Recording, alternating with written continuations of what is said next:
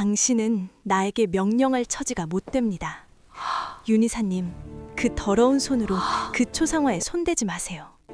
평소 죽은 듯 굴종적이던 한소희의 목소리가 어두운 삼나무 추모실에 울려 퍼졌다. 침묵과 고된 노동으로 다져진 목신 소리였지만 이제는 사무라이의 칼보다 빠르게 공기를 가르는 차가운 권위를 띠고 있었다. 30살의 윤재혁 이사는 늘씬하고 이탈리아산 울 정장을 흠잡을 데 없이 차려입은 채 갑자기 멈춰섰다. 그는 한 그룹의 창업주인 고 윤종철 회장의 사진이 담긴 흑단 액자를 들어서 보고된 흠집을 확인하려던 참이었다. 특권으로 인해 창백하고 부드러웠던 그의 손은 유리창 몇 센티미터 앞에서 얼어붙었다. 그가 쥐고 있던 몽블랑 만년필이 마비된 손가락에서 미끄러져 엄숙한 정적 속에서 둔탁하지만 크게 페르시아 카펫에 떨어졌다. 윤재혁은 천천히 몸을 돌렸다. 중년의 하녀에게 즉각적인 복종을 기대하는 사람의 차가운 짜증으로 빛나던 그의 눈은 이제 떨리고 있었다. 분노 때문이 아니라 원초적인 충격 때문이었다. 한소희는 윤기나는 나무바닥에 무릎을 꿇고 고개를 숙이고 있었다. 쇼지 창문을 통해 스며드는 희미한 아침 햇살은 그녀의 굳게 쥔 손마디만을 비추었다. 그녀는 엄격한 회색 유니폼을 입고 있었고 청소하는 습관 때문에 등이 굽어 있었지만 그녀가 걸레를 쥔 방식은 이상하리만큼 단호해 보였다. 뭐라고 하셨습니까, 하나주머니? 재혁의 목소리는 믿기지 않는다는 듯 분노와 뒤섞여 거의 속삭임에 가까웠다. 그녀는 그를 윤이사님이라고 부른 적이 없었다. 언제나 도련님이나 사모님이었다. 그리고 그 어조는 마치 판사가 초보 변호사를 꾸짖는 듯했다. 한소희는 잠시 침묵하며 오래된 향냄새와 소나무 왁스 냄새를 깊이 들이마셨다. 그녀는 시선을 들지 않았지만 납처럼 무거운 말 한마디 한마디를 반복했다. 액자는 신성합니다, 윤이사님. 당신은 감히 그것을 만질 자격이 없으며 경의를 표하지 않고 하찮은 흠집 때문에 검사할 권례조차 없습니다. 윤재혁은 폭발을 준비를 하며 한 걸음 앞으로 나섰지만 무언가가 그를 막았다. 소희가 말하는 동안 빛이 그녀의 왼쪽 손목을 비췄다. 유니폼 소매가 살짝 미끄러져 있었다. 그곳, 뼈 바로 아래에 작은 그러나 뚜렷한 유백색 원형 흉터가 있었는데 거의 완벽한 원형으로 마치 고대 인장이 불에 탄 자국 같았다. 그는 뒤로 비틀거렸다. 그 자국. 그는 그것을 본 적이 있었다. 물론 그녀에게서가 아니라 그의 할아버지인 고 윤 회장의 낡은 수첩과 손때 묻은 편지에서 그려지고 휘갈겨진 것을 보았다. 윤종철은 세부사항에 집착하는 사람이었고 그는 이 자국을 수백 번 묘사하며 그것을 자신이 가장 뛰어나고 고결하다고 생각했던 과거의 한 사람과 연관지었다. 그 흉터는 가족 내에서 증명의 흔적으로 알려져 있었는데 젊은 시절 실험실 사고의 흔적으로 수십 년 동안 설명할 수 없는 이유로 사라졌던 한 그룹 경영에 있어 결정적인 역할을 했어야 할 한 사람만이 가지고 있는 것이었다. 윤재혁은 눈을 깜빡였다. 하녀의 모습과 가족의 전설이 그의 마음속에서 격렬하게 충돌했다. 그는 할아버지의 초상화를 보았다. 무에서 유를 창조한 강인한 남자의 초상화였다. 그리고는 무릎을 꿇고 먼지를 닦는 한소희를 보았다. 저 흉터, 왜 당신이 증명의 흔적을 가지고 있습니까? 윤재혁의 목소리는 완전히 무너져 내렸다. 그는 그녀를 잡으려는 것이 아니라 그녀를 직시하며 고개를 들 것을 요구하듯 몸을 숙였다. 소희는 마침내 눈을 들었다. 그녀의 눈은 회색빛에 지쳐 있었지만 그의 눈과 마주치자 그가 결코 배울 수 없을 비즈니스에 대한 예리한 통찰력을 담고 있었다. 그녀는 미묘하게, 거의 애잔하게 웃었다. 윤 이사님, 그것은 제 것이기 때문입니다. 그리고 그 전설이 사실이라면 저는 돌아가신 할아버지의 허락 없이 그 초상화를 만질 수 있는 유일한 사람입니다. 그리고 더 중요한 것은 할아버지가 세운 모든 것을 무너뜨릴 위기에 처한 유언장 뒤에 숨겨진 진실을 아는 유일한 사람이라는 것입니다. 윤재혁은 다시 비틀거리며 나무벽에 부딪힐 때까지 뒷걸음질했다. 하녀, 그의 화장실을 청소하고 실크 옷을 세탁하던 여자. 그녀가 한 제국의 가치를 지닌 비밀을 가지고 있었다. 이 여인은 누구인가? 왜 그녀는 숨어 있으며 강력한 윤종철과 그녀의 진정한 관계는 무엇이었을까? 추모 사진 뒤에 숨겨진 충격적인 진실이 밝혀지려 하고 있었으며 그 시작은 만년필이 바닥에 떨어지는 소리였다. 추모실에서의 그 순간의 무게를 이해하려면 일주일 전으로 돌아가 창업주의 사망을 매년 기념하는 제사 준비의 소용돌이를 살펴봐야 했다. 한국 문화에서 제사는 슬픔보다는 권력과 가족의 연속성을 과시하는 행사였다. 60대 초반의 한소희는 한 저택의 모든 이들에게 하나주머니였다. 그녀의 존재는 표백제 냄새와 나무의 광택만큼이나 한결같고 조용했다. 5년 전 그녀는 미스터리한 상황 아래 저택에 들어와 전 감독관의 해고 이후 청소 부장 자리를 맡았다. 그녀는 놀랍도록 효율적이고 체계적이었지만 1000개의 삶의 무게를 짊어진 듯 보였다. 윤재혁 이사는 고 회장의 장손이자 추정 상속인으로 한 그룹 회장직을 공식적으로 맡을 준비를 하면서 저택을 총괄하고 있었다. 그의 오만함은 그의 재산에 비례했다. 그는 고용인들을 사람이 아니라 확장 가능한 도구로 보았다. 그리고 소희를 모든 도구 중 가장 느리고 고집스러운 것으로 보았다. 굴욕의 전조는 월요일 아침 제사 준비 회의 중에 시작되었다. 주식당의 긴 마호가니 테이블은 팀장들, 요리사들, 그리고 보안팀으로 가득 차 있었다. 한소희는 거의 시야에서 벗어난 가장자리에 앉아 있었다.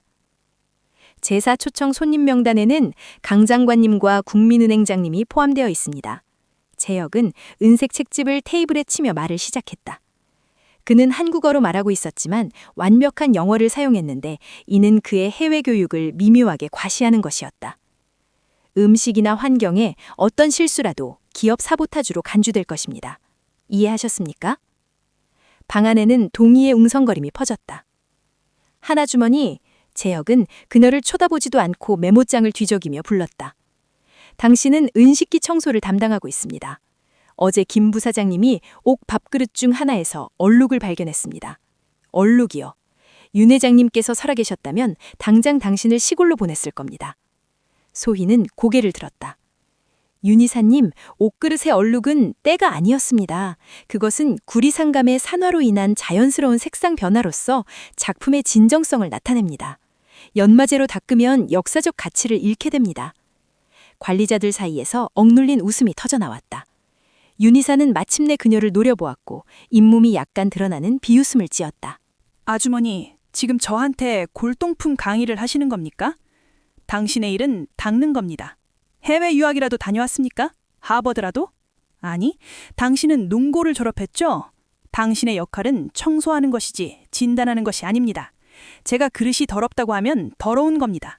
당신의 기분 같은 건 여기 없습니다. 복종하세요. 그가 손을 내밀자 젊은 조수가 재빨리 백지수표를 그의 손바닥에 올려놓았다. 여기 500만 원입니다. 침묵 보너스입니다. 원하는 것을 사는 데 쓰세요. 하지만 다시는 당신의 기술적인 견해로 저를 난처하게 하지 마세요. 굴욕은 극에 달했다. 노인의 침묵과 자존심을 사기 위한 500만 원, 약 4,000달러였다. 소희는 수표를 받지 않았다. 그녀는 그저 깊이 허리를 숙였는데 적절해 보이는 인사였지만 실제로는 눈에 서린 차가운 분노를 감추기 위한 것이었다. 윤 이사님의 너그러움은 놀랍습니다. 그러나 역사의 가치는 원으로 측정될 수 없습니다. 저는 윤 회장님께서 바라셨던 것처럼 환경이 흠잡을 데 없이 깨끗하도록 하겠습니다. 그녀는 느리고 위험 있는 걸음걸이로 방을 나섰고 뒤에는 승리에 찬 재혁과 고집 센 노인을 비웃는 관리자들이 남았다. 그러나 분위기는 결코 완벽하지 않았다. 한소희의 굴욕은 배경에서 전개되는 기업 재앙의 서막에 불과했다. 한 그룹은 복잡한 법적 분쟁에 직면해 있었다. 기이하게도 꼼꼼하기로 유명한 고 윤 회장의 유언장에는 한 그룹이 수조 원 규모의 컨테이너 터미널을 건설할 서해의 작지만 전략적으로 중요한 섬 소유권에 대한 모호한 조항이 포함되어 있었다. 유언장은 특정 오래된 가족 순결 조건이 충족되어야만 섬이 이전될 것이라고 명시하고 있었다. 주요 경쟁사인 김그룹은 조항이 모호하므로 자산을 청산하고 분할해야 한다고 주장하며 서울의 가장 비싼 법무법인들을 고용했고 이는 재혁의 프로젝트를 마비시킬 것이었다. 윤재혁 이사는 학문적으로는 뛰어났지만 참을성이 없었다. 그는 할아버지가 즐겨 사용하던 80년 된 한자, 전통 한문 법률 문구에 집중할 수 없었다. 다음 날 소희는 원형의 최면적인 움직임으로 차가운 대해석을 문지르며 이사실 입구를 청소하고 있었다. 그녀는 들었다. 아니요, 이 박사님, 이해를 못하시는군요. 재혁은 전화기에 대고 소리쳤다. 첫 번째 뿌리의 유산이란 무슨 뜻입니까? 그게 무슨 봉건적인 헛소리입니까? 해명 동의서 제출 기한을 놓쳤습니다. 법원은 김그룹의 해석을 받아들이는 쪽으로 기울고 있습니다. 소희는 문지르던 것을 멈췄다. 첫 번째 뿌리라는 언급이 그녀에게 번개처럼 다가왔다. 그것은 그녀가 친밀하게 알고 있는 암호화된 구절이었다. 그녀는 빗자루를 꽉 쥐었고 개입하려는 생각이 수년간의 자가 징계를 싸우고 있었다. 그녀는 권력을 원하지 않았다. 그녀는 재혁이 태어나기 훨씬 전에 보호하겠다고 약속했던 윤종철 회장의 유산을 보호하고 싶었을 뿐이었다. 제사 이틀 전인 수요일, 긴장은 극에 달했다. 윤재혁 이사는 임시지휘본부로 사용하던 영사실에서 법무팀 전체와 긴급회의를 소집했다. 강한 커피 향과 실수 한 번이 자신의 경력을 망칠 것을 아는 변호사들의 공황 상태가 실내를 가득 채웠다. 소희는 허브차를 가져오고 카펫에 쏟아진 커피잔을 치우라는 지시를 받았다. 그것은 그녀의 이전 무례함에 대한 조용한 처벌이었다. 그녀는 그림자 속을 움직이며 보이지 않았지만 관찰하고 있었다. 밤샘으로 눈이 부어오른 법무자문단장 오 박사는 화면에 복잡한 슬라이드를 가리켰다. 윤 이사님, 문제는 1948년 유언장의 부록 C입니다. 평점섬을 규정하는 조항 말입니다. 그것은 고전 한자로 쓰여 있는데 오늘날 통용되는 번역은 첫 번째 뿌리의 직계 혈통을 증명할 수 있고 겸손의 도적성을 삶에서 반영하는 상속인에게만 재산이 이전된다는 것입니다. 김그룹은 첫 번째 뿌리가 윤 회장의 첫 법적 아내를 지칭하며 그녀는 자녀가 없었고 도덕성은 주관적이라고 주장합니다. 우리는 해석 싸움에서 지고 있습니다. 재혁은 관자놀이를 문질렀다. 할아버지께서 첫 번째 뿌리로 뭘 의미하셨다는 거지? 한 번도 말씀하신 적 없는데? 젊은 변호사 중 한 명이 중얼거렸다. 성경적인 언급일 수도 있고 고대 샤머니즘 용어일 수도 있다고 합니다. 이때 은 쟁반을 치우던 한소희가 멈춰섰다. 그녀는 등을 곧게 펴고 쟁반이 그녀의 손에서 살짝 흔들렸다. 실례합니다, 윤 이사님. 그녀의 목소리는 차분했지만 날카로웠다. 방 안의 모든 사람들이 하녀를 쳐다보았다. 재혁은 분노와 스트레스로 얼굴이 붉어진 채 돌아섰다. 또 당신입니까, 하나주머니? 이제 샤머니즘이나 국제부동산법에 대해서도 의견이 있으십니까? 당장 나가세요. 오 박사는 이사의 폭발을 두려워하며 그녀에게 나가라고 손짓했다. 그러나 소희는 움직이지 않았다. 그녀는 화면에 투사된 한자를 보았다. 그것은 뿌리를 의미하는 근자였지만 기초 또는 근본을 의미하기도 했다. 윤 회장님께서는 첫 법적 아내를 말씀하신 것이 아닙니다. 소희는 재혁의 명령을 무시하며 말했다. 그분은 그렇게 문자적이고 단순한 단어를 사용하지 않으셨습니다. 근본 원칙을 말씀하신 겁니다. 재혁은 귀에 거슬리는 날카로운 소리로 웃었다. 근본 원칙이라고요? 아, 물론이죠. 그걸 한 아주머니가 어떻게 하십니까? 유언장을 쓰셨던 테이블을 당신이 닦았습니까? 네, 그녀는 방 전체를 충격에 빠뜨리며 대답했다. 저는 압니다. 윤 회장님께서 한 그룹을 가지기 훨씬 전 그저 파산한 법대생이었을 때 그의 첫 법적 인생 파트너십을 지칭하기 위해 이 용어를 사용하셨기 때문입니다. 그것은 결혼의 동맹이 아니라 목적의 동맹이었습니다. 회의적인 태도에 불구하고 흥미를 느낀 오 박사가 끼어들었다. 그 목적의 법적 파트너십은 누구였습니까, 하나주머니? 소희는 그녀의 대담함에 분노로 눈에 띄게 떨고 있는 재혁을 똑바로 쳐다보았다. 오 박사님, 인장을 지녔던 사람이었습니다. 그분은 자신보다 더 신뢰했던 사람이었고 1947년 해양 형평성 조항에 대한 지식을 가지고 있었습니다.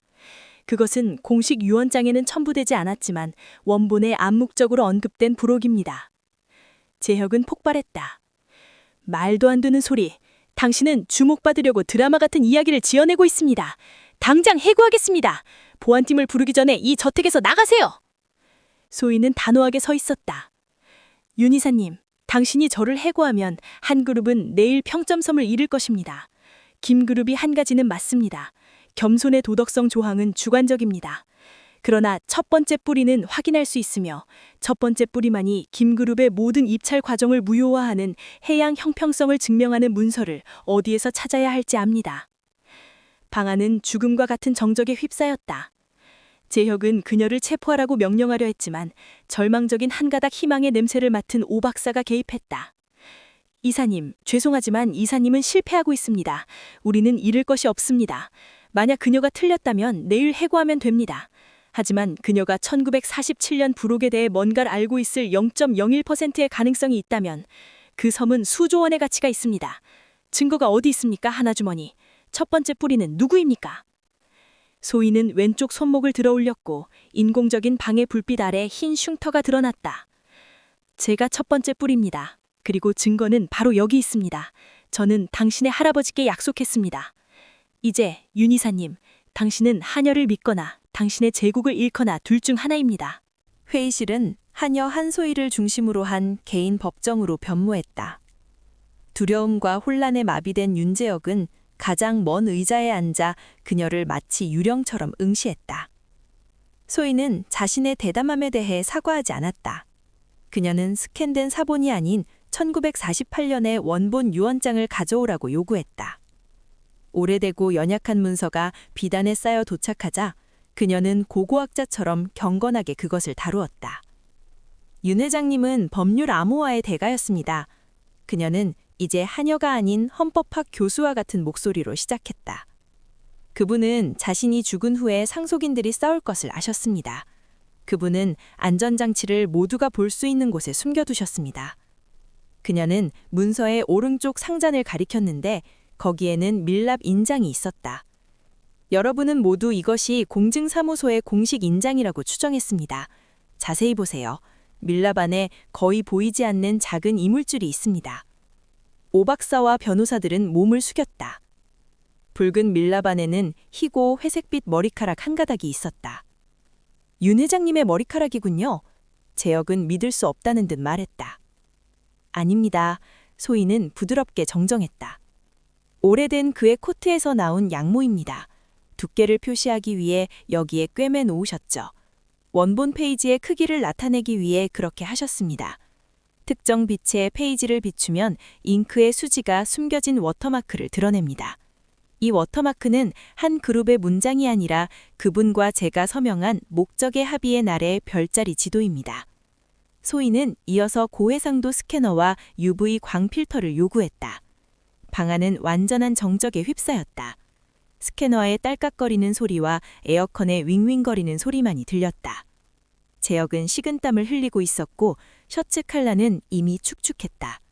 그는 48시간 전에 자신이 모욕했던 노인이 권위에 대한 자신의 평생의 믿음을 해체하는 것을 지켜보았다. UV 라이트 아래 이미지가 투영되자 복잡한 별자리 그림이 나타났고 그 옆에 아주 작은 글자로 다음과 같은 참조가 쓰여 있었다. 평점 협정 기록 1947 B73. 이것은 암호가 아닙니다. 소희는 흠잡을 수 없는 기술적인 침착함으로 설명했다. 상호 참조입니다. 윤 회장님은 아시아 해사법의 대가였습니다. 그녀는 오 박사를 향해 몸을 돌렸다. 김 그룹은 주관적이며 도덕성과 관련된 토지 소유권을 공격하고 있습니다. 하지만 평점 협정을 사용하여 지원 해역의 소유권을 증명하면 김 그룹의 소송은 무효가 됩니다. 도덕성 조항은 무의미해집니다. 하지만 그 협정은 어디에 있습니까? 오 박사는 거의 경외감에 무릎을 꿇을 듯 물었다. 회사 기록에는 없습니다. 소희는 웃었다.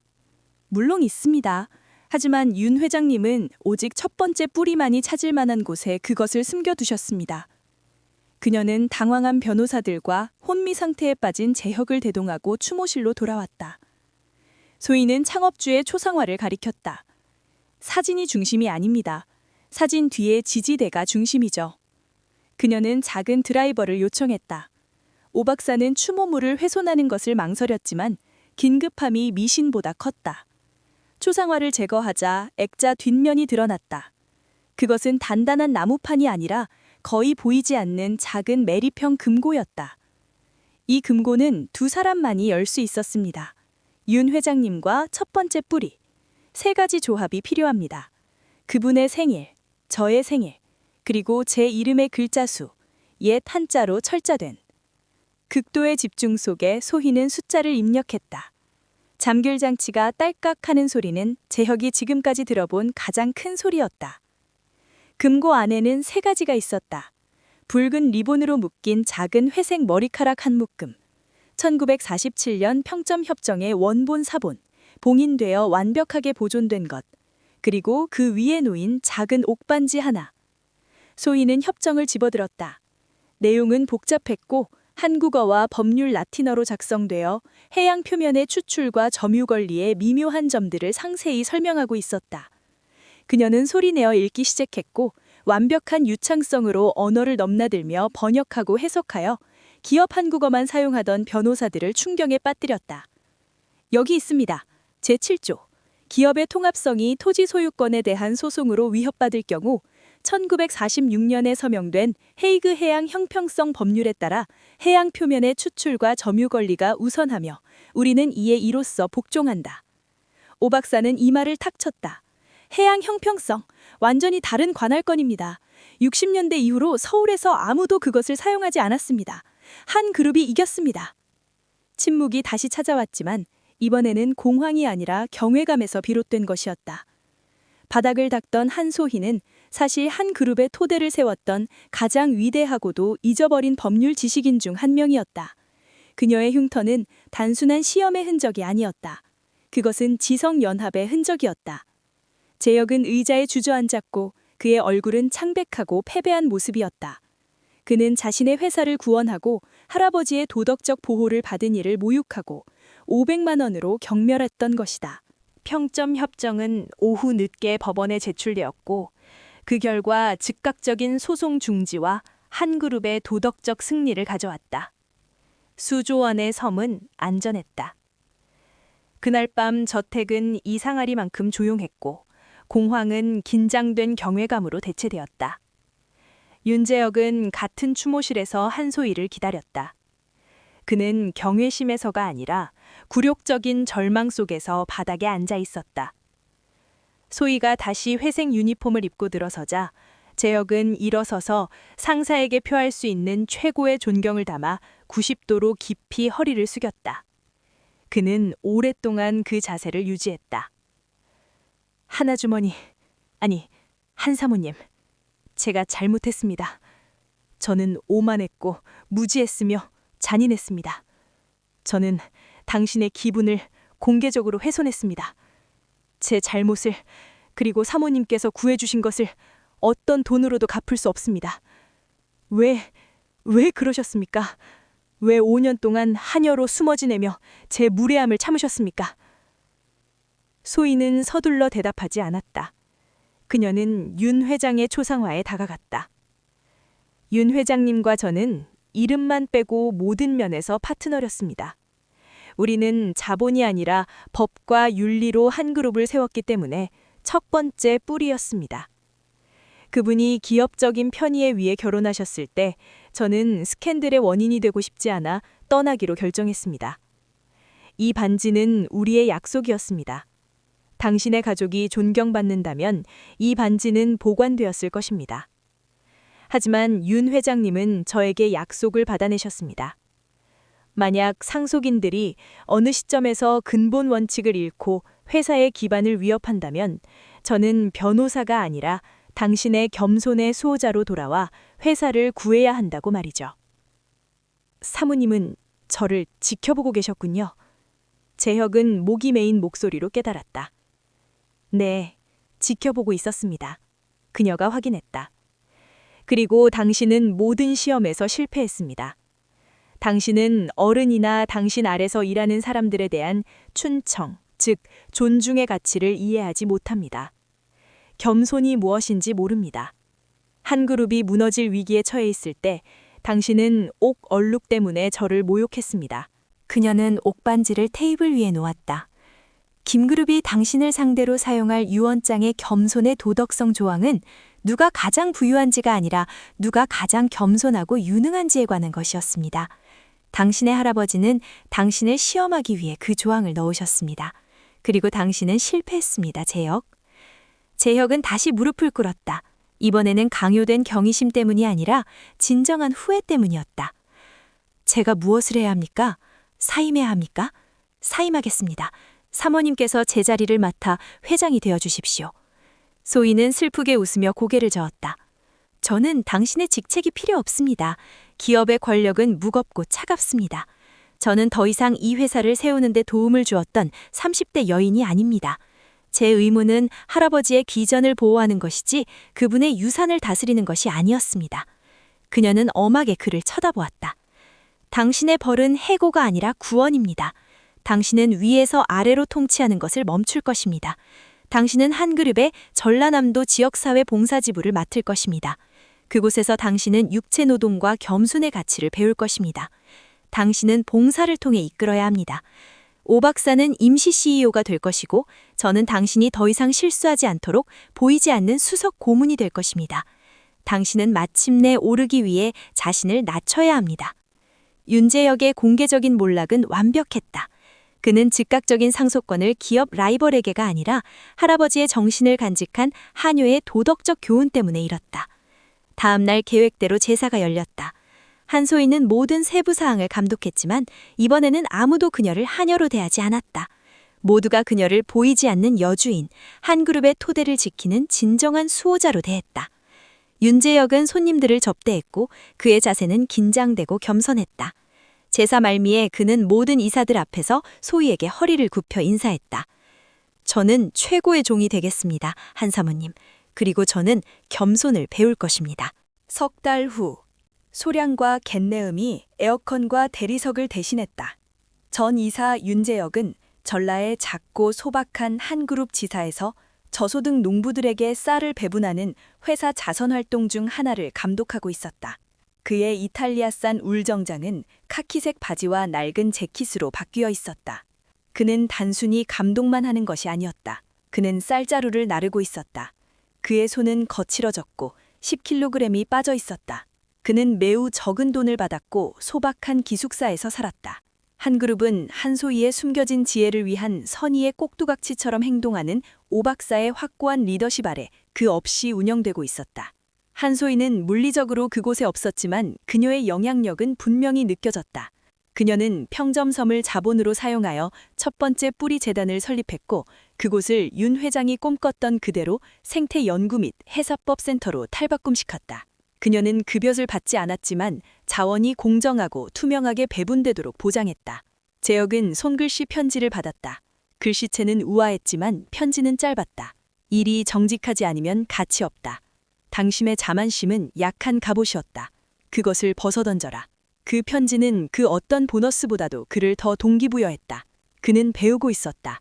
그는 지배가 아닌 봉사를 통해 가족의 이름을 빛내는 것이 무엇을 의미하는지 마침내 이해하고 있었다. 5년 후, 서울의 햇살이 이제 한 그룹 본사보다 지속가능성 정책 면에서 더 영향력 있는 새로운 첫 번째 뿌리 재단 건물의 유리지붕에 쏟아졌다. 한소희는 이제 우아한 연회색 한복을 입고 있었지만 여전히 노동자의 삶의 소박함을 유지하며 외교관들과 학자들과 원탁회의를 주재했다. 그녀는 뿌리의 여인으로만 알려진 존경받는 고문이었다. 그녀는 회장 직함을 한 번도 수락하지 않았고 멘토이자 도덕적 수호자 역할을 선호했다. 한 그룹은 오 박사와 윤재혁 부사장 체제 아래 번창했다. 그렇다. 재혁은 돌아왔다. 전라에서 5년간의 겸손하고 끊임없는 노력 끝에 그는 자신의 능력과 더 중요하게는 자신의 겸손함을 증명했다. 그는 부사장으로 승진하여 사회 및 지속가능성 운영을 감독하게 되었다. 이전에는 경멸했을 분야였지만 이제는 그의 열정이었다. 그와 소희는 깊은 존경의 관계를 맺었다. 재혁은 더 이상 오만한 젊은이가 아니었다. 그는 체계적이고 인내심이 있었으며 무엇보다 청소부부터 임원까지 모든 직원에게 존경심을 가지고 대했다. 어느 날 재혁은 재단 안에 있는 소박하지만 편안한 그녀의 찻집을 방문했다. 한 사모님, 그는 사치스럽지 않고 소박한 꽃다발을 그녀에게 건네며 말했다. 저희가 평점 컨테이너 계약을 성사시켰습니다. 그런데 김그룹의 김 씨가 새로운 법적 분쟁을 시도했습니다. 하지만 이번에는 제가 직접 조항을 검토하여 그들의 모든 동의를 무효화하는 쉼표 오류를 발견했습니다. 사모님께서 가르쳐주신 법률 분석 기술을 사용했습니다. 소희는 차를 마셨고 그녀의 눈은 자부심으로 빛났다. 윤 회장님은 제가 회사를 경영하라고 남기신 것이 아닙니다, 재혁. 당신이 명예롭게 경영하는 법을 배우라고 남기신 것입니다. 이제 당신은 자격이 있습니다. 그녀는 그에게 허리를 굽히지 않았지만 그의 손을 잡으며 일로 인해 새로 생긴 굳은 살을 알아차렸다. 그것이 그의 상승의 진정한 척도였다. 20년 후, 봄의 공기는 상쾌했고 평범한 무더미로 수양버들이 꽃을 피웠다. 윤씨 가문의 호화로운 무덤이 아니라 평점섬 중앙 바다를 마주한 소박한 장소였다. 한소희는 85세에 평화롭게 세상을 떠났다. 그녀의 유산은 거대했다. 그녀는 개인적인 부를 축적하지 않았지만 한국 최대 기업의 윤리를 확고히 했다. 유언장에서 그녀는 근본 원칙이 재발견된 바다 근처에 묻히기를 바랬을 뿐이다. 윤재엽은 이제 반배기 머리가 된 중년 남성이 되어 한 그룹의 회장이 되었다. 그러나 그는 달랐다.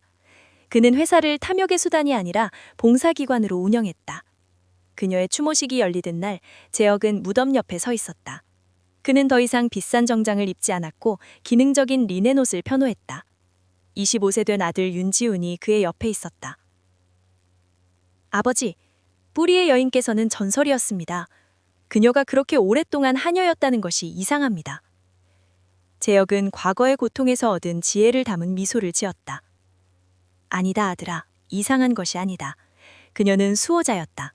그리고 그녀는 제국의 토대를 시험하는 유일한 방법은 그것을 지탱하는 바닥을 청소하는 것임을 알았다. 당신의 바닥을 청소하는 사람에게 오만하다면 당신은 아무것도 건설할 자격이 없다. 그는 무릎을 꿇고 추모석 위에 밥그릇 하나를 놓았다. 20년 전 그가 경멸했던 바로 그 옥 밥그릇이었다. 구리산화의 얼룩이 햇빛 아래 빛났다. 그것은 때가 아니라 역사였다. 재혁은 새끼손가락에 끼고 있던 옥반지, 소희가 그에게 남긴 반지를 꺼냈다. 윤 회장님과 한 사모님은 우리에게 진정한 부가 수조원의 거래에 있는 것이 아니라 겸손, 즉 모든 사람과 모든 세부 사항의 가치를 이해하는 겸허함에 있다는 것을 가르쳐 주셨다.